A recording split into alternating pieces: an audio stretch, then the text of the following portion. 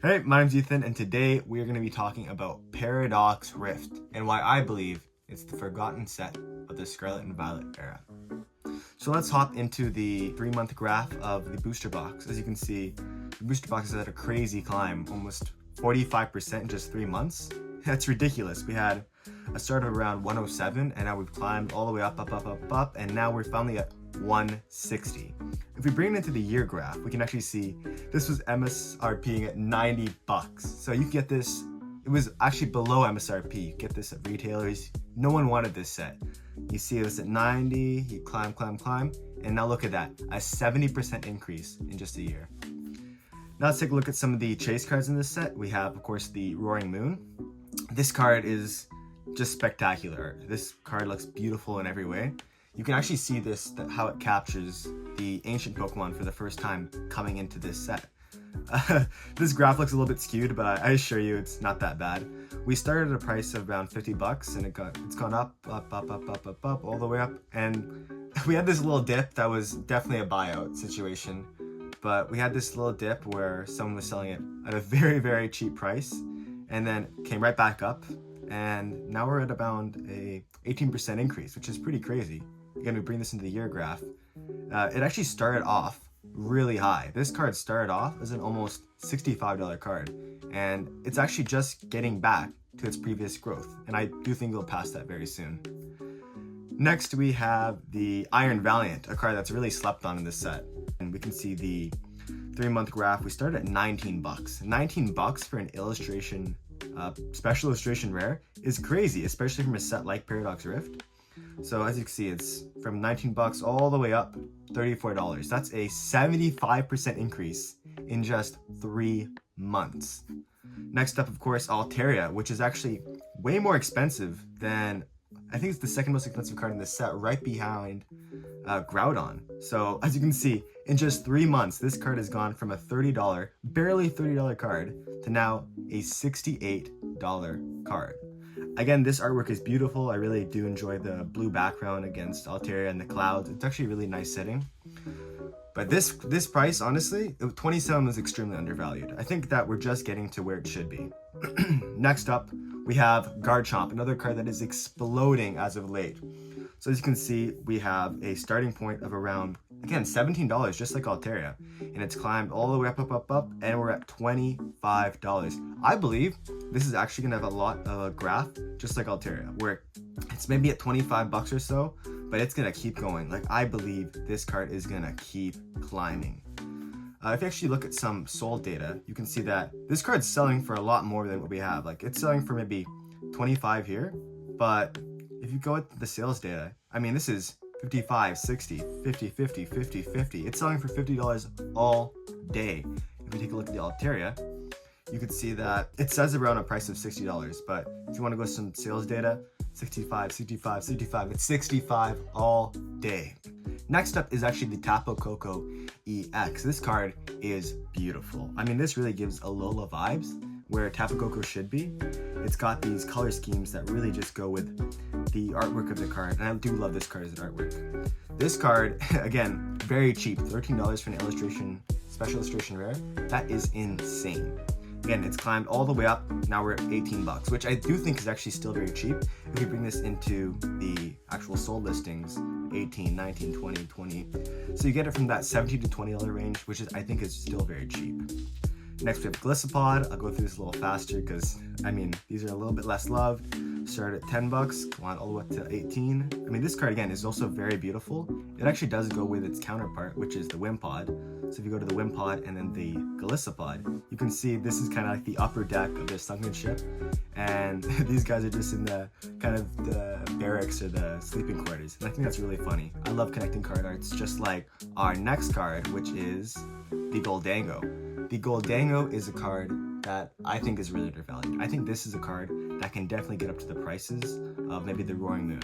I mean, artwork wise, it's not as interesting, but Goldango is such a loved Pokemon, and in this power position, I mean, it goes exactly with the artwork of the Gameghoul. So if you see the Gameghoul, and then right on top you see Goldango. Next we have the Iron Hands. Iron Hands, again, another cheaper card. We started at 17 bucks, went all the way up to 18. So we have actually almost no growth, but that's actually because it dropped heavily. This is a very playable card. This card is one of the best competitive cards. So many people wanted it for their deck, but I think once they saw the release of the Prismatic Iron Hands, this card did drop. So I think actually it's a good time to pick up this card. Next, again, the last illustration rare, Sandy Shocks. No one likes this card. I don't know who likes Sandy Shocks. 7 bucks. Now it's 9. It should be $2. Next, I want to look at some of the trainer alt arts. So we have, again, Mela, which I think is actually a very beautiful artwork. It's kind of a steampunk vibe with more of a maybe 1970s or 60s feel. The Torkoal is like cuddling up to it, and this art style is very, very beautiful. Next we have the Parasol Lady, which is just another pretty card. And the rest of them are also pretty nice, but I think these two are the mains. Next, let's get into the illustration rares. These cards are the peak of the Scarlet Violet era. First off, of course, is Groudon, the most expensive card in this set. By far, this card is absolutely beautiful. This card, I really wish they would have made a Kyogre card to go with this. Like if there was Kyogre to the left side of it, kind of where the water is, I think this could have been a $300 combo. I mean, I don't know why they wouldn't have added Kyogre, especially because they had the water themes. I'm almost thinking that they actually did have the Kyogre card, but decided not to release it. Anyways, let's look at the charts. 3-month chart is actually looking very, very strong. We started at $65, and now we're all the way up to 104. We had that slight dip, but I don't think that's anything to worry about. Again, we bring this into the year graph. This is ridiculous. This is $22 at its low a year ago, and now you go all the way up to $100. That's a 300% increase, and I think that's actually more of a 300% increase. Like this is gonna go crazy. In a PSA 10, this card is worth $500-600. I mean, this card is insane. Next up, we have the Steelix, which again I think is a beautiful artwork. I mean, this is putting Pokemon in their natural habitat, something that I really love, and that Journey Together actually does very well. So Steelix is just helping out with the construction workers. I think that's really, really cute. And I think a lot of people actually like Steelix more than Onix. I don't like Onix very much, even though it is a Gen 1 Pokemon. But Steelix just looks so well done. We can see again, its price chart, $19 card 3 months ago. Now it's sitting at $33. And if we actually look here to the sold listings, 33, some are selling for $40. I'm assuming the ones that are in better condition are more to that $40 range because they are incredible grading plays.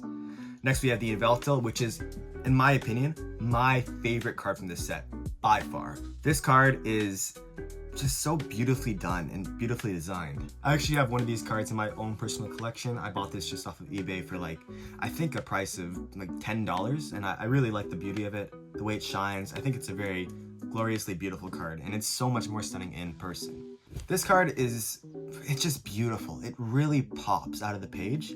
And again, I feel like they had an Xerneas card right behind those flowers in front of Yveltal. I think these connecting legendary artworks would have been insane and really pushed this setup from maybe a B tier set to definitely high A tier set. Again, we can look at some of the sales data. We can see that for nicer, more minty copies of cards, again, $30. But if you just want a normal copy, $20 is a pretty good price. Next up, we have Swablu. This card actually has a beautiful, beautiful artwork. And again, the graph is insane, like a lot of these cards from this set. $5 starting point. It's gone all the way up. And then we had this crazy, crazy just rise from $5 to $20. Again, 300% increase. Next, we have the Plusle and the Minun, which I think is such a cute combo. But we have Plusle, again, a card for about $14, and Minun for a card about $14 again, and they've both risen to this price of around $22. Next we have the Mantike, and actually our last illustration we're going to cover. This card, again, is very beautiful. Mantike is a very loved Pokemon, and it's also a Pokemon that only has, I think, 2 or 3 artworks, which is kind of crazy. It can show the researcher getting visited by a Mantike, and I think that's very cute. It started, again, price of $5, much like the Swablu. And again, risen so high, and now it's at a price of $16. I think this is definitely a pickup if you can find this at a good price in a good condition. We have so many beautiful illustration rares from this set that aren't getting looked at, like the Daughter, like the Vanillish. We have the Magby, which is so amazing. And we have so many artworks. I love the Garbodor, I love the Minior. And again, my second favorite artwork in this set is definitely the Iron Jugulus, which I actually have 3 of. I don't know why, but I really love this card. I mean, the way this shines, it is impeccable. I think the artwork, and especially the sky, is one of the nicest of the Scarlet Violet era. Paradox Rift was also the first set to introduce ancient and future Pokemon. As you can see, this is a list of them. We have so many beautiful ones. Temporal Forces also added to this, but Paradox Rift was really the first set, so that's why I think it's going to have a premium over Temporal Forces. Again, you can see this is the entire price list, starting from Groudon, going all the way down to, I think, Parasol Ladies, where we're going to cap it, because everything under that is just anyone's game, honestly. I think actually one card that can explode is the Garchomp, the gold card. I think this card looks very beautiful, and following the rise of the Garchomp EX alt art, this is going to be a card to look out for. Another thing that I think is going to make Paradox Rift stand out is its position in the Scarlet and Violet era. It was the 4th set to be released after Obsidian Flames, and you can see we've gone all the way from the Scarlet and Violet to Surging Sparks, and now, on the way, Journey Together. Right after that, Team Rocket's Return, which I think is going to be a very hype set. What this means is basically that Paradox Rift is not like they get a reprint. I mean, Pokemon has so many other sets to reprint, like Surging Sparks, Prismatic Evolution. They're going to have to put Journey Together and Rocket on really high printing rates. And there's so many other sets too, like even smaller 151. There's Paldean Fates. Even Twilight Masquerade desperately needs a reprint. So Paradox Rift will definitely be on the low side of this tier. Anyways, I want to tell you guys, thank you for watching the video. This is my take on Paradox Rift and why you should invest. I hope you guys enjoyed the video a lot. Leave a like, subscribe, whatever you like. Have a great day and enjoy. Peace.